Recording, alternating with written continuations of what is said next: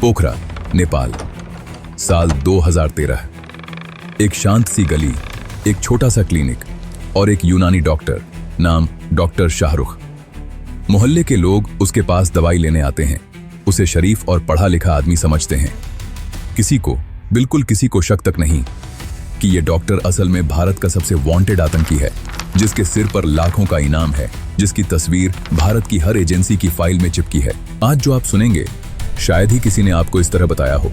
ये कहानी है एक भूत की, एक ऐसे आदमी की जो सालों तक हवा की तरह गायब रहा, पहचान बदलता रहा, शहर बदलता रहा, देश बदलता रहा, और इसी ऑपरेशन को सोशल मीडिया पर एक नाम मिला, ऑपरेशन घोस्ट कैप्चर। लेकिन रुकिए, ये नाम असली है भी या नहीं, इसका सच इस वीडियो के आखिर में आपको चौंका देगा।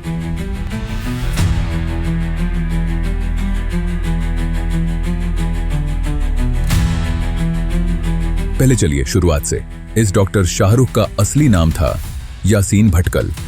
पूरा नाम सैयद मोहम्मद अहमद जर्रार उर्फ अहमद सिद्दी बप्पा, और रिपोर्ट्स और कोर्ट के दस्तावेज इसे एक आतंकी संगठन का को-फाउंडर बताते हैं, इंडियन मुजाहिदीन। वही संगठन जिसका नाम 2008 के बाद भारत के लगभग हर बड़े धमाके के साथ जुड़ता चला गया। अब सवाल यह है, एक आम सा दिखने वाला नौजवान आखिर एक बम बनाने वाले मास्टरमाइंड में कैसे बदल गया? इंटेलिजेंस ब्यूरो के एक डोजियर में, जिसका जिक्र कई न्यूज रिपोर्ट्स करती हैं, यासीन को सिर्फ एक हमलावर नहीं बल्कि मोटिवेटर, रिक्रूटर, लॉजिस्टिक देने वाला, बम बनाने वाला और फिर लीडर कहा गया। यानी एक ही आदमी में कई किरदार। और एक चौंकाने वाली बात, अपने ही बयान में यासीन ने जांच एजेंसियों को बताया कि 9/11 के हमलों ने उसे हिला दिया था और उसे जिहाद के रास्ते पर चलने का कॉन्फिडेंस दिया। ध्यान रखिए, ये उसके अपने रिकॉर्डेड बयान हैं जो NIA ने कोर्ट में दाखिल किए। और यहीं से शुरू होता है धमाकों का एक लंबा सिलसिला। मई 2008 जयपुर, जुलाई 2008 अहमदाबाद, सितंबर 2008 दिल्ली, फरवरी 2010 पुणे की जर्मन बेकरी, जुलाई 2011 मुंबई के 3 धमाके, एक के बाद एक, और हर बार पीछे रह जाते थे सिर्फ टूटे शीशे, बिखरे शरीर और रोते हुए परिवार। अब यहाँ एक बहुत जरूरी बात समझिए, और यही बात इस कहानी को अफवाह से अलग करती है। इनमें से ज्यादातर धमाकों में यासीन का रोल उसके अपने कन्फेशन और NIA की चार्जशीट पर आधारित है। मैजिस्ट्रेट के सामने धारा 164 के तहत दर्ज एक बयान में यासीन ने खुद कहा कि उसने जयपुर के धमाके असल में अपने बनाए IED को टेस्ट करने के लिए किए थे। और हैरानी की बात यह कि उसने दावा किया कि वो डिजाइन उसने एक हॉलीवुड फिल्म से प्रेरित होकर बनाया था। लेकिन, और ये लेकिन बहुत बड़ा है, इनमें से किसी भी मामले में 2016 तक कोर्ट ने उसे दोषी साबित नहीं किया था। सिर्फ आरोप, सिर्फ कन्फेशन, सिर्फ चार्जशीट। तो फिर वो कौन सा धमाका था जिसने इस भूत की किस्मत हमेशा के लिए बदल दी? 21 फरवरी 2013, हैदराबाद का दिलसुख नगर इलाका, शाम के लगभग 7 बजे। वेंकटाद्री और कोणार्क थिएटर के पास साइकिलों पर रखे 2 बम एक के बाद एक फट जाते हैं।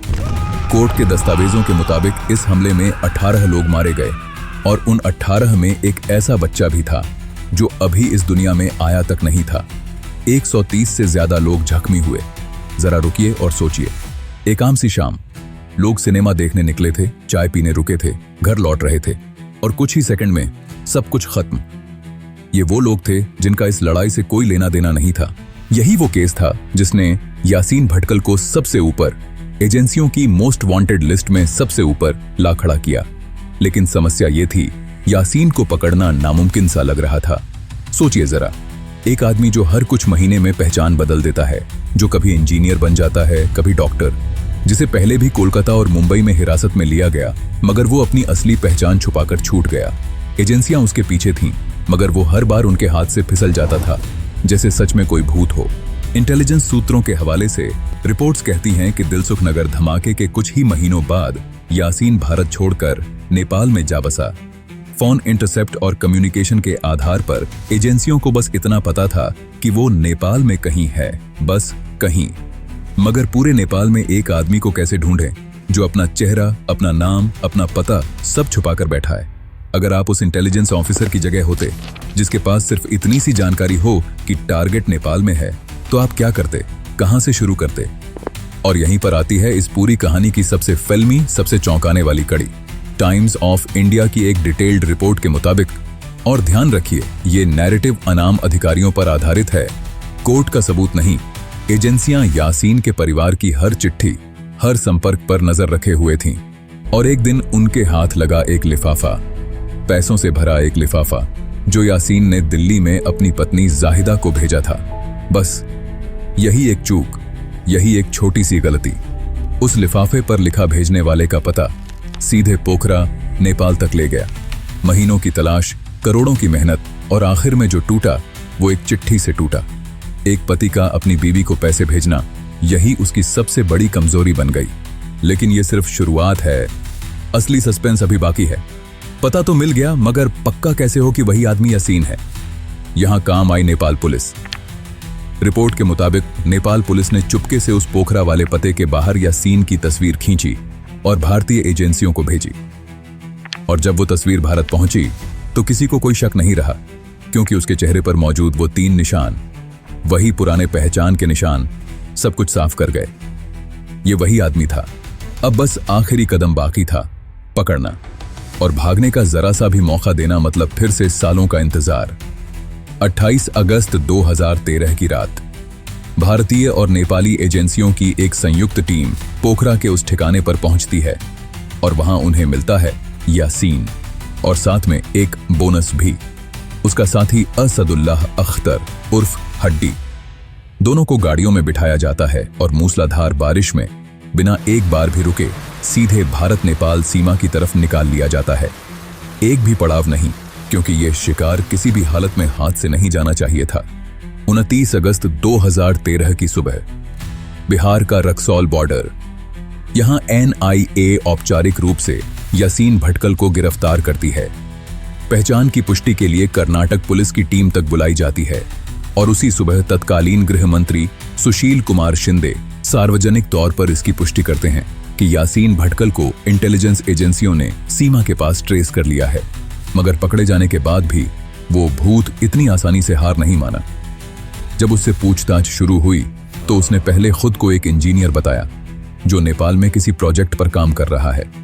जब वो दांव नहीं चला तो उसने नया पैंतरा आजमाया, कहा कि वो एक यूनानी डॉक्टर है। वही पुराना कवर जो रिपोर्ट्स के मुताबिक उसने बिहार के दरभंगा में अपना मॉड्यूल खड़ा करते वक्त भी इस्तेमाल किया था। मगर लगातार पूछताछ के बाद आखिरकार वो भूत टूट गया। उसने मान लिया, हाँ, मैं ही यासीन भटकल हूं। अब आते हैं उन फैक्ट्स पर जो शायद आपकी रूह कंपा दें। पहला, अपने ही बयानों और NIA की चार्जशीट में यासीन और रियाज भटकल पर आरोप है कि उन्होंने सूरत शहर को न्यूक करने तक की बात सोची थी, यानी पाकिस्तान से न्यूक्लियर वॉरहेड हासिल करने की प्लानिंग, एक शहर को परमाणु बम से उड़ाने का ख्याल। जरा सोचिए, अगर ये प्लान, जो कि सिर्फ आरोप के स्तर पर है, किसी हकीकत में नहीं बदला, कभी अंजाम तक पहुंचता तो क्या होता। और दूसरा सबसे बड़ा ट्विस्ट, जिस आदमी ने अपने ही बयान में कम से कम 6 बड़े धमाकों में अपना हाथ होने की बात कही, जयपुर, अहमदाबाद, दिल्ली, पुणे, मुंबई, हैदराबाद, उसी आदमी पर आज तक सिर्फ एक ही केस में पूरी तरह से जुर्म साबित हुआ है, सिर्फ एक। बाकी सब केसों में या तो ट्रायल अधूरा है या वो सिर्फ आरोपी है। 13 दिसंबर 2016 हैदराबाद की चेरलापल्ली जेल में बनी विशेष NIA अदालत यासीन भटकल समेत 5 इंडियन मुजाहिदीन ऑपरेटिव्स को दिलसुख नगर धमाकों का दोषी करार देती है, हत्या, साजिश और UAPA जैसी कड़ी धाराओं के तहत। और 19 दिसंबर 2016 को यही अदालत इस मामले को रेयरेस्ट ऑफ रेयर बताते हुए सबको फांसी की सजा सुनाती है। साल 2025 में तेलंगाना हाई कोर्ट ने भी इस फांसी की सजा को बरकरार रखा। आज यासीन भटकल दिल्ली की तिहाड़ जेल में हाई सिक्योरिटी सेल में मौत की सजा के इंतजार में बंद है। और यहाँ एक अजीब इंसानी सा मोड़ भी है। 2019 की एक रिपोर्ट के मुताबिक तिहाड़ में रहते हुए यासीन ने जेल के अंदर इंडक्शन कुकर हटाए जाने के खिलाफ 2 दिन की भूख हड़ताल कर दी और कुछ देर के लिए दूसरे कैदियों का एक तरह का लीडर तक बन बैठा। जो आदमी कभी एक आतंकी संगठन का कमांडर था, वो अब जेल की एक छोटी सी सहूलियत के लिए लड़ रहा था। अब आखिर में लौटते हैं उस सवाल पर जो शुरू में मैंने आपसे किया था, क्या इस ऑपरेशन का नाम सच में ऑपरेशन घोस्ट कैप्चर था? और यहां सच आपको शायद चौंका दे। 2013 की किसी भी बड़ी भरोसेमंद न्यूज रिपोर्ट में NDTV India today, the Hindu, times of India, किसी में भी ये नाम मौजूद नहीं है। न ही NIA, न IB, न किसी कोर्ट के दस्तावेज में। ये नाम असल में बाद में यूट्यूब और इंस्टाग्राम की 72 घंटे की सीक्रेट मिशन वाली ड्रामेटिक रील्स में गढ़ा गया लगता है। यानी ऑपरेशन घोस्ट कैप्चर, एक शानदार फिल्मी नाम, मगर कोई सरकारी कोड नेम नहीं, सिर्फ इंटरनेट का दिया हुआ एक लेबल। उम्मीद है आपको ये वीडियो पसंद आया होगा। अगर आपको ये वीडियो अच्छा लगा तो एक प्यारा सा लाइक जरूर कर दीजिए। आपका एक लाइक हमें ऐसे ही बेहतरीन कंटेंट बनाने की हिम्मत देता है। और हाँ, इस वीडियो को अपने दोस्तों, फैमिली के साथ शेयर करना मत भूलिए। अब बात सबसे जरूरी, कमेंट बॉक्स में जरूर बताइए कि अगली बैठक किस टॉपिक पर होनी चाहिए। आपका टॉपिक, आपकी पसंद। अगर आप इस चैनल पर नए हैं तो चैनल को सब्सक्राइब करके बेल आइकन जरूर दबा दीजिए ताकि अगली बैठक की नोटिफिकेशन सबसे पहले आप तक पहुंचे। तो मिलते हैं अगली बैठक में। तब तक के लिए अपना ख्याल रखिए, खुश रहिए। जय हिंद।